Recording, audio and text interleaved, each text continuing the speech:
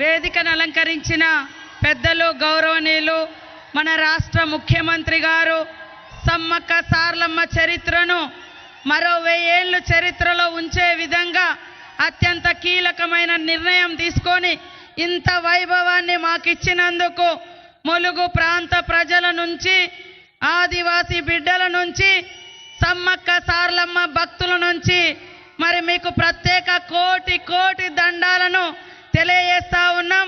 అదే విధంగా గౌరవ ఉప ముఖ్యమంత్రి గారు, గౌరవ ఇన్ఛార్జి మంత్రి పొంగులేటి శ్రీనివాసరెడ్డి గారు ప్రత్యేకంగా 3 నెలల నుంచి ఇక్కడే ఉండి శ్రమ కోర్చినందుకు వారికి కూడా ప్రత్యేకంగా ధన్యవాదాలు తెలియజేస్తా ఉన్నాం. మా సోదరిమణి కొండ సురేఖ గారు, మా ఉత్తమన్న గారు ఈరోజు ములుగు నియోజకవర్గ చరిత్రలో ఈరోజు కేబినెట్ సమావేశంలో మరి 100 కిలోమీటర్ల గోదావరి ఉన్న చుక్క నీళ్లు రాలే.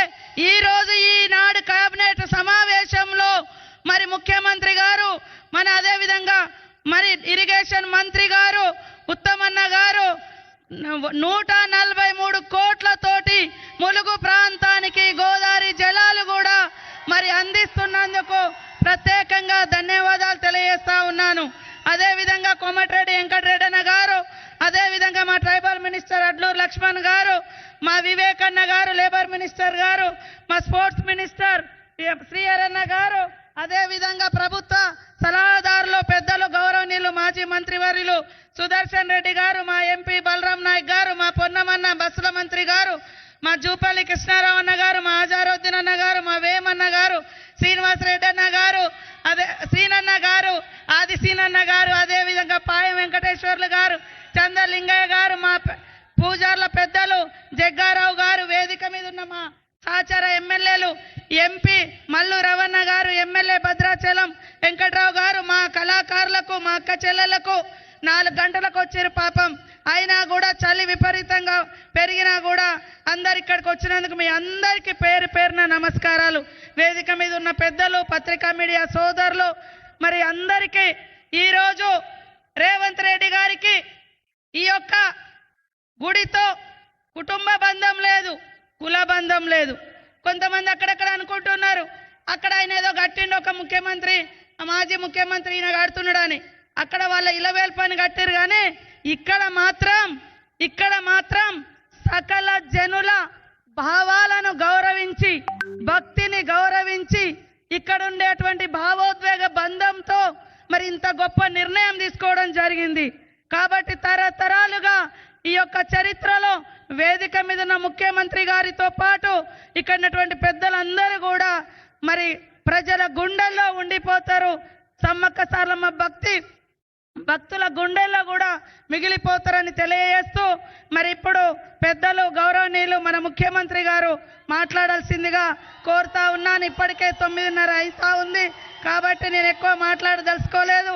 నేను అనుకున్న 2 కళలలో ప్రప్రథమంగా సమ్మక్క సార్లమ్మ కీర్తి ఉండాలనుకున్నా.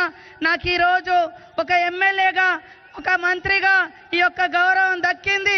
ఇది ఏదో ఒక కులానికో, ఒక కుటుంబానికో, ఒక ప్రాంతానికో కాదు, కోట్లాది మంది భక్తుల యొక్క గుండె చప్పుడుని ఇక్కడ సీఎం రేవంత్ రెడ్డి గారు మరి ఒక భావోద్వేగ బంధంతో, మరి అదేవిధంగా భక్తితో, బాధ్యతతో వారి ఈ బాధ్యతను నెరవేర్చుకోవడం జరిగింది.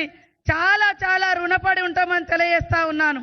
అదేవిధంగా ఈరోజు క్యాబినెట్ ఇక్కడ పెట్టడం కూడా రాష్ట్ర చరిత్రలో, ఉమ్మడి రాష్ట్ర చరిత్రలో కానీ, తెలంగాణ రాష్ట్ర చరిత్రలో కానీ ఇది మొట్టమొదటి క్యాబినెట్ అటవీ ప్రాంతంలోకి వచ్చి మా క్యాబినెట్ సోదరులు, అధికారులు అందరూ వచ్చి ఇక్కడ ఈ సమావేశం నిర్వహించడం, అనేక చారిత్రాత్మక నిర్ణయాలతో పాటు ములుగు తలాపునే 110 కిలోమీటర్ల గోదావరి బారిన.